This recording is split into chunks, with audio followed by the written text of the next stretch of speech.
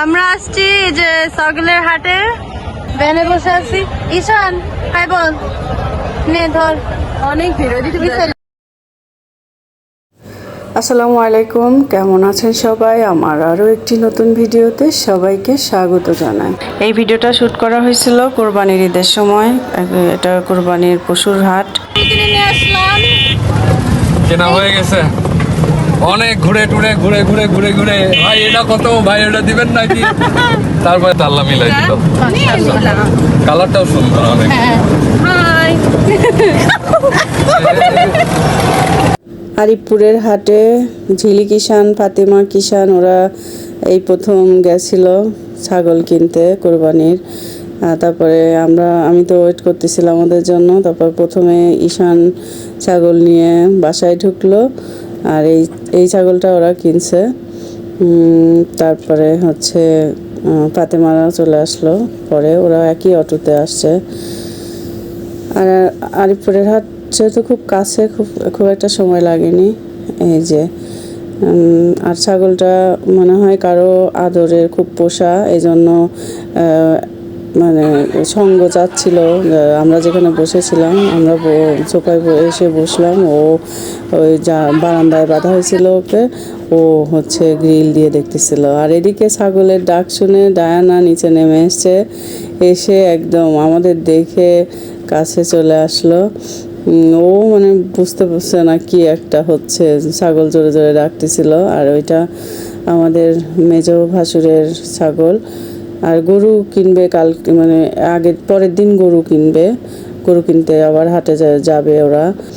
আর এই যে এটা ঈদের দিন সকাল ভোরে আমি উঠে হচ্ছে নাস্তা বানাচ্ছি, ঈদের স্পেশাল নাস্তা। লুচি করতেছি, আর সেমাই 2 রকম, আর মানে লাচা সেমাই, চিকন সেমাই, আর পায়েস আছে। ঈদের দিন ভোরে উঠে আমি নাস্তা রেডি করে ওদেরকে ডাকি, ওরা উঠে গোসল করে ফ্রেশ হয়ে ঈদগাহে চলে যায় নামাজের জন্য।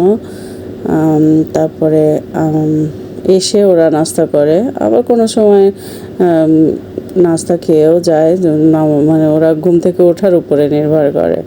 দেখা যাচ্ছে যে তাড়াতাড়ি উঠলে কাছের ঈদগাহে যদি যায় তাহলে নাস্তা করে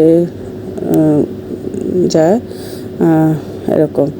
আর এই যে এটা হচ্ছে পাঁচতারা সেমাই। এই সেমাইটা আমি ছোটোবেলা থেকে দেখে আসছি, এই রকম প্যাকেট। এই সেমাইটা অনেক দিন দেখি না, এবার ঈদে কিষানের আব্বু নিয়ে আসছে। ওখানে কোরবানির গরু কোরবানি হয়ে গেছে, সেগুলো সব ঠিকঠাক করা হচ্ছে। আর এখানে হচ্ছে আমার হেল্পিং হ্যান্ড আমাকে সব রেডি করে দিচ্ছে। আমি কোরবানির ঈদের দুপুরের খাবার, এই যে খিচুড়ি আর কোরবানির টাটকা গরুর মাংস, এইসব রান্না করবো। আর কোরবানির মাংস তো যখন কেটে রেডি করে আনবে তখন রান্না করব। আর খিচুড়িটা করে রাখছি। আর আগে হচ্ছে কোরবানি নিজেরাই বেশি অনেক সময় করা হতো, নিজে লোক দিয়ে নিজেরা মাংস প্রসেস করতে হতো। আর এখন কি হয় হচ্ছে কসাইকে দিয়ে আলাদাভাবে ওদেরকে পেমেন্ট দিয়ে ওরা করে দেয়, মাংস প্রস্তুত করে দেয়। আর এইখানে হচ্ছে আমি হচ্ছে কোরবানির ঈদে কী হয়, চটপটি, তারপরে হালিম, এগুলো খুব মজা লাগে। আর এই যে এখানে গরুর মাংস এসে গেছে, আমি এক চুলায় গরুর মাংস দিলাম, আর একটায় চটপটি করব জন্য ডাবলি সিদ্ধ করতে দিচ্ছি। ডাবলি বলতে এই যে বুট। তো তারপরে আমার চটপটি রান্না হয়ে গেছে, আর দুপুরে রান্না খাওয়াও হয়ে গেছে। এগুলো বিকেলে খুব মজা লাগে, কিংবা দুপুরের খাবার আগে। তো আমার এটা দুপুরে খাবার আগেই ওরা খেলো। খুবই টেস্ট, মাশাআল্লাহ। নিজে হাতে ঘরে তৈরি করা চটপটির কথাই আলাদা।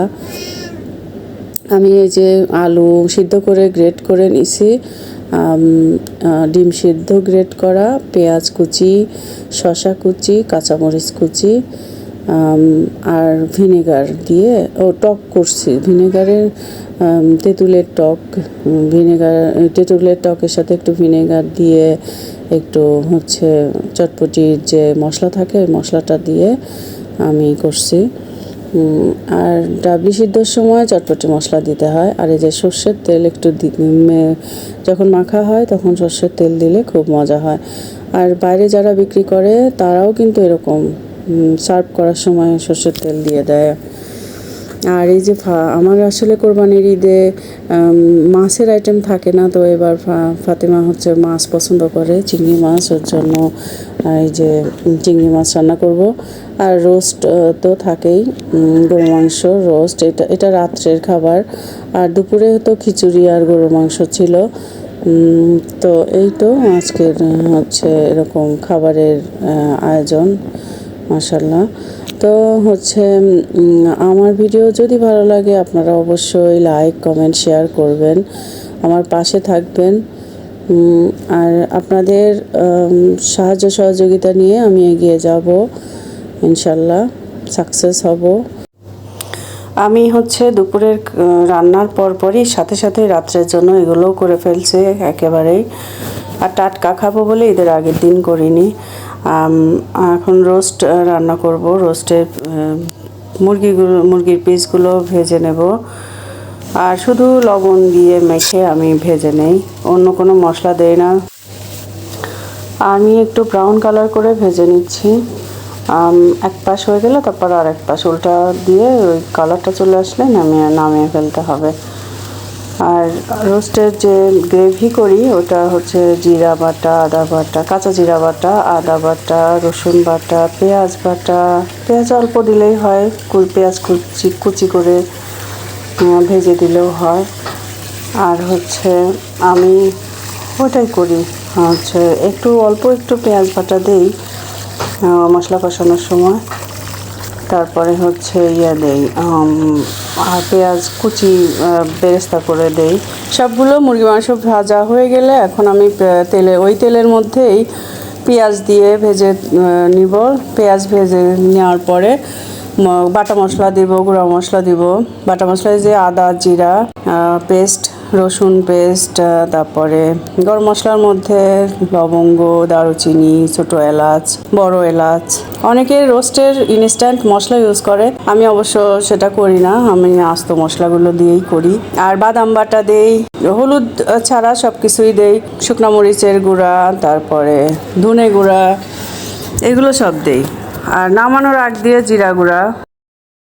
আর এই যে মশলা কষানো হয়ে গেছে, আর আমি দিয়ে দিলাম চিকেনগুলো, রোস্টেড চিকেন দিয়ে দিলাম। এখন এই চিকেনটা সিদ্ধ হওয়ার পর্যন্তই হচ্ছে রান্না শেষ হয়ে যাবে। আর আমি আপনাদের কাছ থেকে বিদায় নেব। আর নামানোর আগে অবশ্য ঘি দিয়ে দেব, ঘি ছড়িয়ে দেব। আবার রান্না কষানোর সময় ঘি দেওয়া যায় তো। আর এই যে এখানে চিংড়ি মাছটাও হয়ে গেল। সবাই ভালো থাকবেন, আমি এখন বিদায় নিচ্ছি। আল্লাহ হাফেজ।